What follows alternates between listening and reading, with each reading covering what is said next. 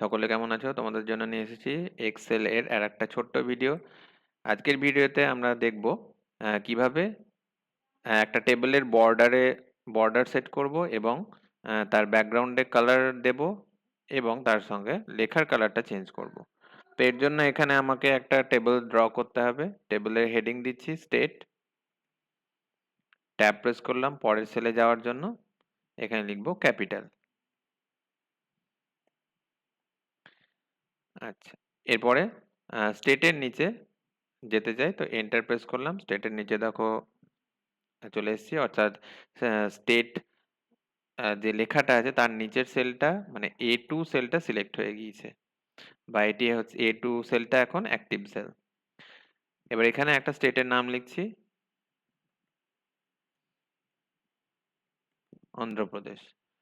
তো দেখো অন্ধ্রপ্রদেশটা এটা যখন লিখলাম তখন যে লেখার সাইজটা যেহেতু অনেকটা বড় ওই সেলের মধ্যে আঁটছে না, মানে A2 সেলের মধ্যে আঁটছে না। তাহলে এই অবস্থায় কি করব, সেলের সাইজটা একটু বড় করে নেব, উইডথটা বড় করে নেব।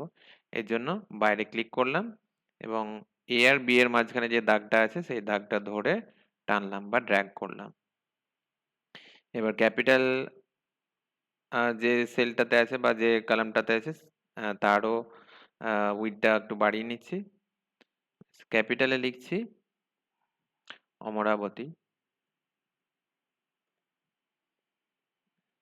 এবার অন্ধ্রপ্রদেশের নিচের সেলটাতে গেলাম, এখানে টাইপ করব অরুণাচল প্রদেশ। তো যখন টাইপ করছি তো অটোমেটিক্যালি আগের সেলে যেটা লেখা আছে অন্ধ্রপ্রদেশ সেটা চলে আসছে। তো এখানে কিছু করার দরকার নাই, অরুণাচল প্রদেশের যা স্পেলিং সেটাই লিখব, ARUNA, অরুণাচল প্রদেশ। তো পরের সেলে যাওয়ার জন্য কিবোর্ড থেকে ট্যাব প্রেস করব, অথবা মাউসের মাধ্যমে ক্লিক করলেও পরের সেলে সহজে চলে যেতে পারি আমরা। ক্যাপিটাল ইটানগর। এবার পরের স্টেটটা লেখার জন্য কিবোর্ড থেকে এন্টার প্রেস করলাম, অথবা মাউসের মাধ্যমেও আমরা যেতে পারি। আসাম। ট্যাব প্রেস করলাম, ডান দিকে সেলে যাওয়ার জন্য দিসপুর। এন্টার প্রেস করলাম আগের সেলে যাওয়ার জন্য, আগের সেল এবং নিচের সেলটিতে যাওয়ার জন্য।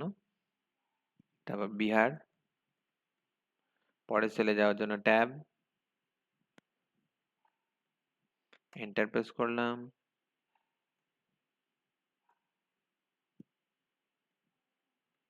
ছত্তিশগড়। ট্যাব প্রেস করলাম।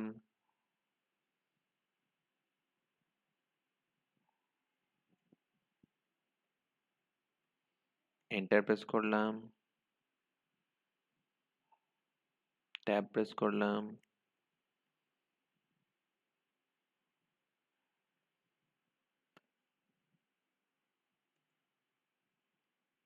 এন্টার প্রেস করলাম। ট্যাব প্রেস করলাম।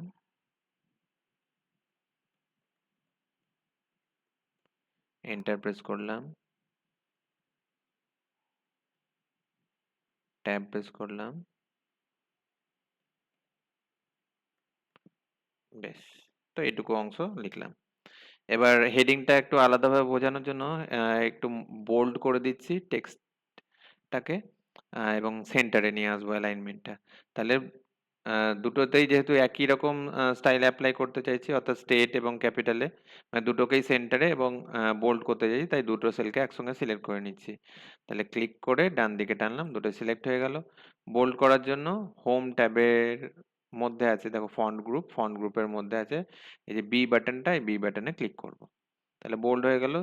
সেন্টার করার জন্য অ্যালাইনমেন্ট ট্যাবে অ্যালাইনমেন্ট গ্রুপের মধ্যে আছে সেন্টার অ্যালাইনমেন্ট, এটাই ক্লিক করব, তাহলে সেন্টার হয়ে গেল।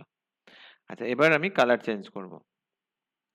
তো ধরো এখানে যদি আমি হেডিং এর ব্যাকগ্রাউন্ড কালারটা অন্যরকম রাখতে চাই, তো আমি শুধুমাত্র হেডিংটাকে সিলেক্ট করব। এই দুটো হেডিং সিলেক্ট করলাম। ফন্ট গ্রুপের আন্ডারে আছে এখানে ফিল কালারের যে ফিল কালার বাটনের পাশে যে অ্যারোটা আছে সেই অ্যারোটাতে ক্লিক করব এবং এই লিস্ট থেকে একটা পছন্দ মতো কালার বেছে নেব। তো আমি এই কালারটা নিচ্ছি। তো এখানে দেখো যেহেতু ডিপ কালার নিয়েছি, স্টেট আর ক্যাপিটাল এই লেখা দুটো দেখতে পাওয়া যাচ্ছে না। তো এখানে আমি ফন্টের কালারটা চেঞ্জ করে দিচ্ছি। তো এর ঠিক পাশেই মানে ফিল কালারের পাশেই আছে ফন্ট কালার। ফন্ট কালারে ক্লিক করলাম এবং এখান থেকে একটা লাইট কালার হোয়াইটে নিয়ে নিচ্ছি। আচ্ছা, এবার আমি বাকিগুলোর ব্যাকগ্রাউন্ড কালার চেঞ্জ করতে চাই, তো এইটুকু অংশ ব্যাকগ্রাউন্ড কালার চেঞ্জ করতে চাই, তাই এইটুকু অংশ সিলেক্ট করলাম এবং হোম ট্যাবের মধ্যে যে ফন্ট গ্রুপ আছে সেখান থেকে ফিল কালার বাটনে ক্লিক করলাম। এখানে একটা অন্য কালার নিচ্ছি, এই কালারটা নিলাম। আহ, লেখার কালারটাও একটু চেঞ্জ করে দিই।